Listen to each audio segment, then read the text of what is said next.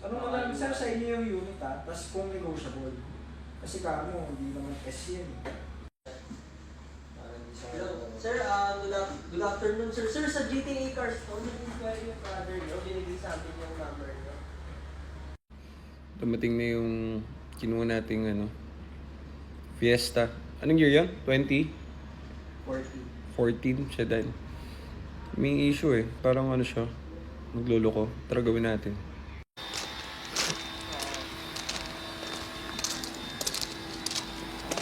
Hanap silang unit eh.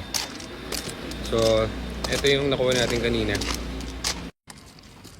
So, lumalabas sa kanya. Nung nakuha naman namin, okay naman eh. Kaso lang nagjo-jerk nung pabalik eh. So, nasabi rin naman nung may-ari ito. So, tayo ng bahala rito.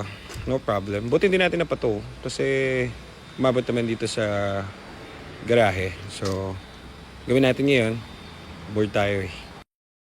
Scan muna natin syempre. So, yan. Check engine siya. Tapos, nga natin lalabas na code. Actually, yung check engine niya nawawala-wala. Minsan meron, minsan wala. So, hindi naman natin pwedeng i-resell lang ganun. So, kailangan gawain lahat. Lahat yung gawa.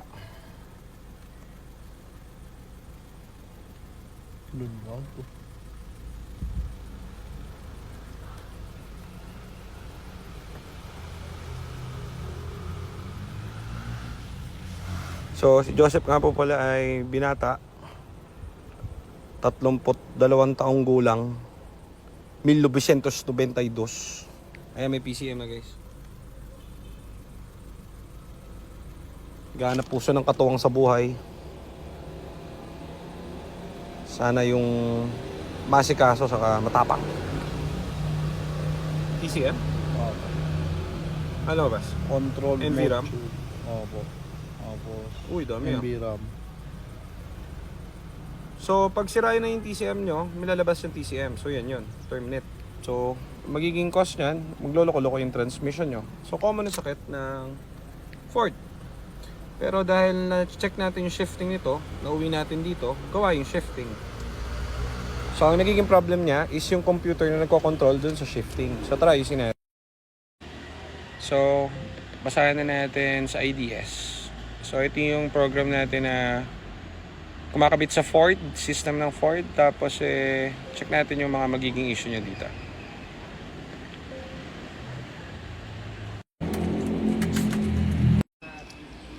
Switch off, sir.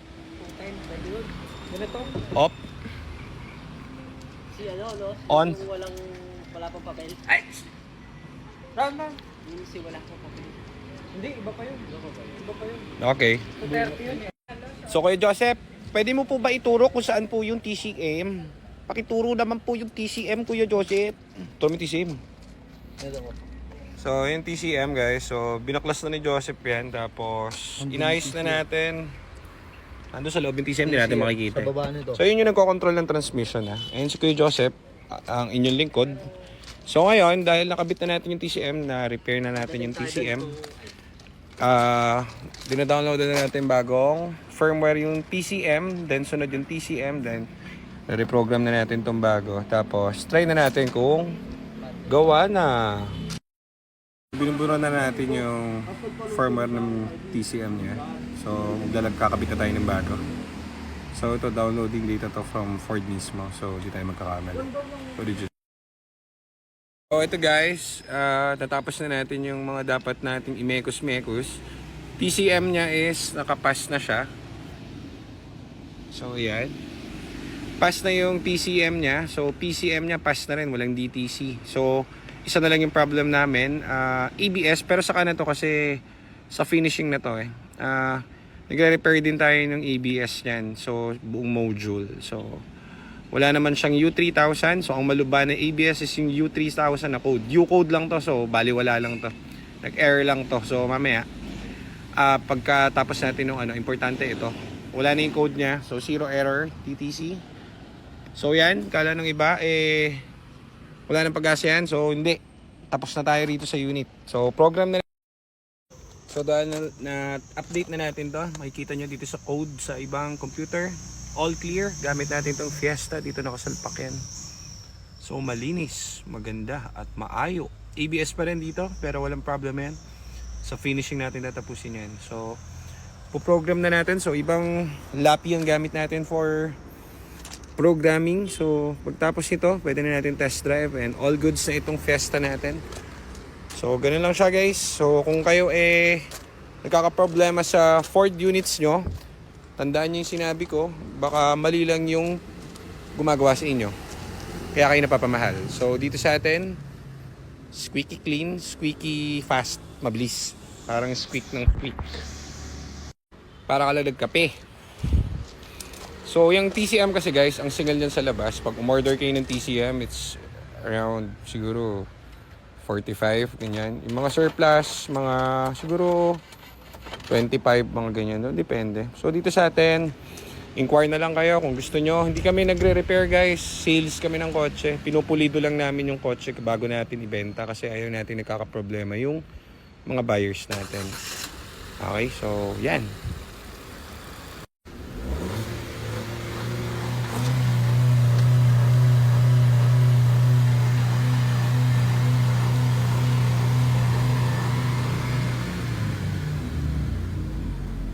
Ito na tayo sa masarap na parte. So yun, ang clutch natin, ang sukat pa ng clutch is 11, yung isa 10. So eto, pwedeng ano to no, minimum. Minimum so, value minimum niya. to minimum value niya is 0.6 ang mababa. So ito mataas pa to guys. So ibig sabihin yung clutch na ito is bago-bago pa and all goods. So ngayon dahil pumasok siya, ibig sabihin pasok yung program natin, walang check engine, walang kahit anong gear icon dyan malfunction. So ano ibig sabihin nun?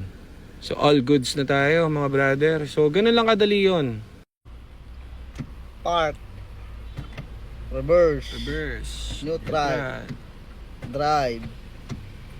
Sports. Oh! Ang galing! Ang galing-galing! So ayan guys, ganun lang yan. Tapos na yung ating Fiesta. So, kaso hindi pa dyan matatapos yan kasi marami pang gagawing test drive dyan. Hindi yan ganun lang na nagawa na ibebenta na, hindi. So, test drive natin yan. Siguro ito, I think mga 4 to 5 days, ganyan. Babiyahe ng malayo yan. Tapos, saka natin masasabi na it's all goods na. So, yun lang yung problem niyan. Actually, sa iba, unfixable yan. At kailangan mo nang bumili ng TCM. Pero dito sa atin, ginagawa natin ng ways yan. Dahil, mas maganda kung, ito may tama ako. Mas maganda kung yung original na TCM ang gamit nyo. Siyempre, ni-repair na natin yung TCM. So, waging-wagi ka na dyan. Tiwala lang, kalmahan mo lang. Magagawa natin yung unit na yan. So, sa mga gusto mag-inquire, pag meron kayong mga problems sa transmission, pumunta lang kayo dito sa garahe.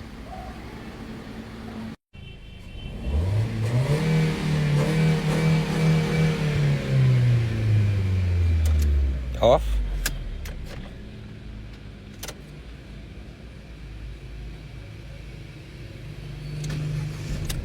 Walang check engine. So, proper tools at experience ang kailangan nyo para tawag dito, magawa nyo yung mga ganyan. Ngayon, kung aasa kayo dun sa ang ginagawa ng mechanic na ang ginagawa more on Toyota, Honda, Hyundai, nahirapan kayo. Sasablay talaga yun. Papagastos lang kayo. Okay, so piliin nyo yung mga pinagdadala nyo kung naka-Ford kayo para hindi kayo mapamahal.